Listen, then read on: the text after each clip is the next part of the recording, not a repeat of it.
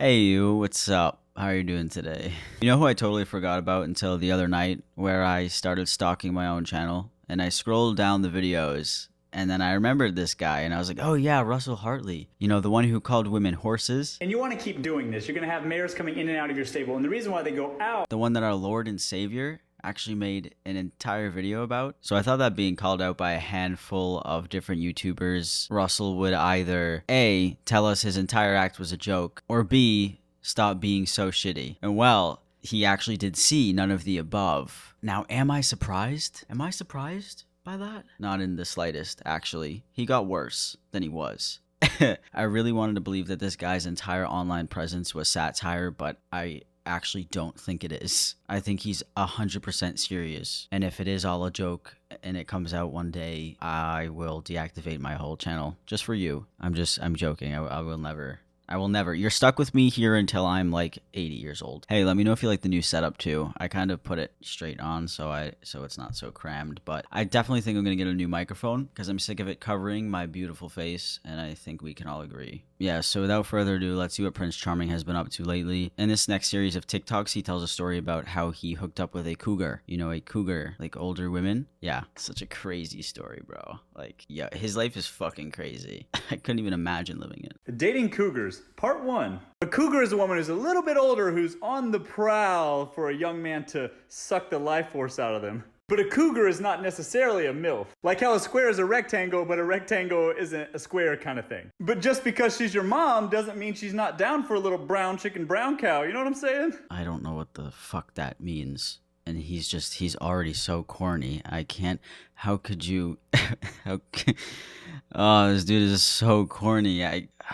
I'm sorry, I'll continue it. And a lot of men, especially the younger guys, fantasize about older women kind of coming in and taking the reins. Think Weird Science circa 1985. I'm an equal opportunity kind of guy, and it's not the only thing on my menu, but sometimes I have a taste for it. The last cougar that I had an entanglement with, I met at the Equinox in Westwood. And for those of you who don't know, it's an overpriced gym. Of course, you go to the Equinox. Where else would you go? If you guys don't know, Equinox is a very overpriced gym where like people can go to make themselves feel better about being able to afford it. For those of you who go to Equinox, sorry. And I'm not entirely convinced she didn't like live in the bathroom or something, because every time I went, no matter if it was in the morning, the afternoon, randomly, or in the evening, she was there. She was always there. But you could always recognize her because she wore like these brightly colored spandex, like from the 80s. She looked like a Mexican Jane Fonda, but with a booty that would make you cry. There's that menacing smile again. There's that fucking menacing smile. With a booty that'll make you cry.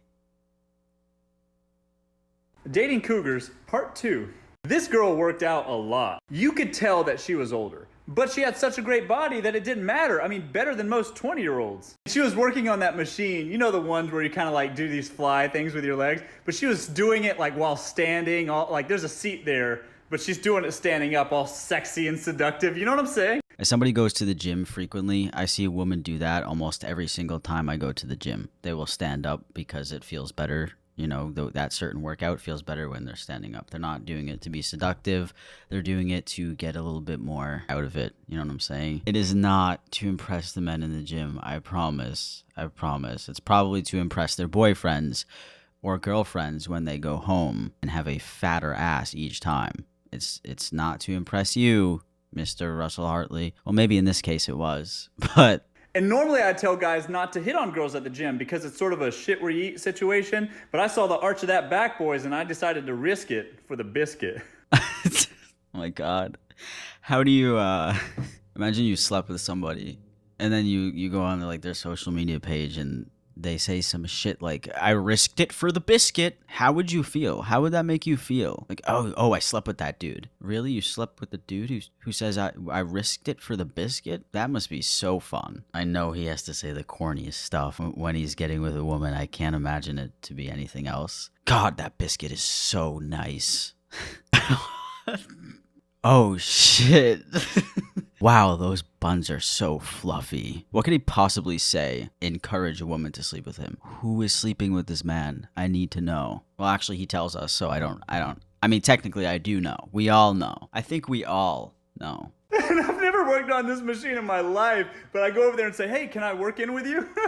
Now I'm like supersetting this machine in that I never use just so that we can sort of talk in the interim. But she's wearing these big ass like white Beats by Dre headphones, but she was taking them off every time I'd come around, so I knew she was interested. I didn't hit on her right away because you gotta understand, if you're gonna see her again and again, tread lightly because if she rejects you, it's gonna be awkward forever. So for a couple weeks, we were just post-gym smoothie buddies until... Aw, geez, until what? Until what? Until one day, during our post-gym smoothie, she looks at me and says, do you want to have... I thought you'd never ask. God, you gotta love older women. They're not exactly coy. After a little bit of playful teasing, she follows me back to my house. And as soon as we walked in the door, it was on. Here's the thing about older women, fellas, is that they know what they want in the bedroom, and you're not gonna get away with not putting any work in. If you don't put work in, you're fucking... Lucky for her, I got a lot of stamina. But the amount of energy this woman had, like she was making up for all the shitty lays she had in her 20s. This woman would ride me with a vengeance. Needless to say, there wasn't a lot of romance in our relationship, but I was in love anyways. Because she had a rock-hard body, silicone breasts from the 80s, and a throat like a pelican. I am so disgusted. I am so far beyond disgusted. Why is he sharing this with the entire internet? What is the need to like, hey bros, hooked up with a cougar, here's all the details. She rode me with a vengeance. That's great terminology. God, I wish I could meet a woman with a throat like a pelican. That's my #1 trait I look for in women. Throat like pelican. Aside from his really, really cool and awesome story about a cougar, he actually has some more stories about where he slept with women and things happened that shouldn't have. This one is called the Lockjaw Showstopper. Can you imagine what it's about? Any idea? Any tiny little idea? Hard Nose in the Bedroom, an anthology, part 3. I'm calling this one the Lockjaw Showstopper. So I'm walking my dog Max out on Hollywood Boulevard, and by the way, guys, if you want a wingman that's like way better than your boys, having a little puppy will pull more girls than you ever could, I'm telling you. Having your boys as your wingman is like the most embarrassing thing you could ever do to yourself. Like, I would never want my friends to go up to the woman that I'm interested in if I see her in public and have them set me up with her. You don't have the balls to just go say, hey? That's embarrassing, love. I'm sorry, that was really bad. I don't even want to tell you what accent I was trying to do. Also, dogs are living things that need love and need care, and they're not just a little side piece to show off because you suck at talking to women, so you need a dog to get you women. Anyways, we can continue the TikTok now that I'm done interrupting. So we're walking along and we come across a Ukrainian girl who's also walking her dog. And you know, when the dogs cross paths, you know, they're like kind of, I don't know, sniff each other, whatever. And during that time, it allows for the adults to kind of sniff each other or whatever. And we hit it off and I get her number. And I'm kind of excited because I don't know if you guys know this, but Eastern European girls are way more sexually liberated than American girls by far. I'm talking... back door on the first date, boys. Okay, you know, I don't think I'd want to go through the back door on the first date. Why is she trying to hide me? Does she have a man? Is she actually not single? Oh, that back door? That back door on the first date? Sounds like a load of shit to me. Yeah. By the way, my computer's at 69% right now. I just thought I would let you know. So anyways, the next day I invite her over so our dogs can have a play date. So we put the dogs in my bedroom, we go back to the kitchen where I just pick her up and put her on the counter and it's on. So we're making out, things are coming unzipped, I help her to her knees, and things proceed for about 0.5 seconds. She's just like, oh, my jaw, I don't want to. Hard no! Way to expose yourself there, Russell. Very good job at telling us that she totally rejected you after 0.5 seconds in the bedroom. So your game must not be as good as you say it is. Hard Nose in the Bedroom, an anthology. I'm calling this one Slippery Jimmy. So one Sunday afternoon, I'm at a pretty popular beachside bar in Santa Monica called The Bungalow. And I'm there alone, I'm day drinking, as one does. Now, I don't live in Santa Monica, but it's a great place to go to meet women. There's a couple colleges there. Everybody goes there on Sundays. It's a pretty poppin' spot. Nothing like going day drinking on a Sunday to pick up some college girls by the beach. Sounds like a very fun Sunday. So fun that I've never done it in my life. Wow, I guess that makes you so much better than him, Sam. I'm gonna leave that in there, just so you can see myself making fun of myself. I've actually morning drank before at 8 a.m., but that was at an airport, so it's justified. Also, I just wanted to mention before we finish the rest of the video, somebody commented and said, Bungalow is legit known for the super douchebag guys who go there to meet girls.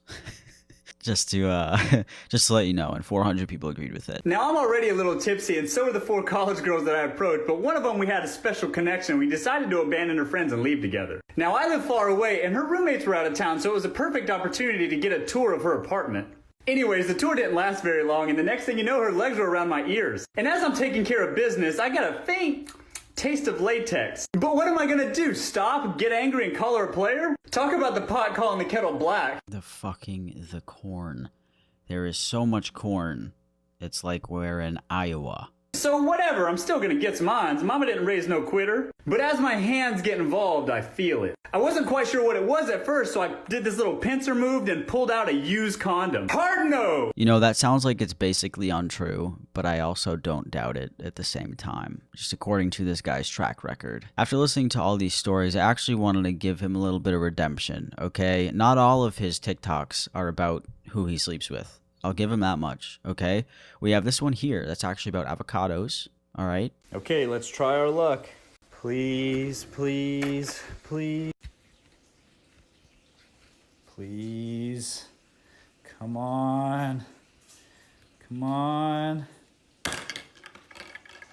Another wooden ball! Damn it! I tried to give him a chance, okay? And this is what he came up with? Another wooden ball! Damn it! That's the worst avocado joke I've probably ever heard in my life. And I have never heard an avocado joke. There is no Russell Hartley redemption arc. It is just, he is far gone. He is all the way, he's too far. To actually end this video strong, I want to show you that he does have a biggest fan. This guy has a biggest fan, and it's actually himself.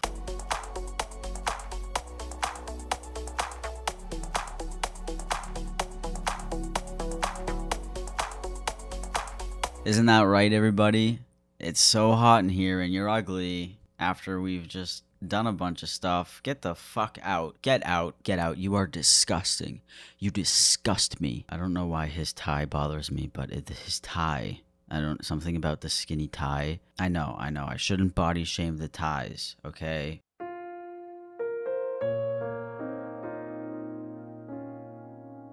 Zero likes, but he still shared it. Still thought it was the funniest joke on the planet. Yeah, so that's how our good old friend Russell Hartley is doing. I thought it would be a good idea to give him a little revisit because his stories are just so cool. Cooler than any of the stories that I could ever tell to you guys. Yeah, so with all that being said, I hope you guys did enjoy the video. I will see you next week with a new one. Thank you for watching. Bye.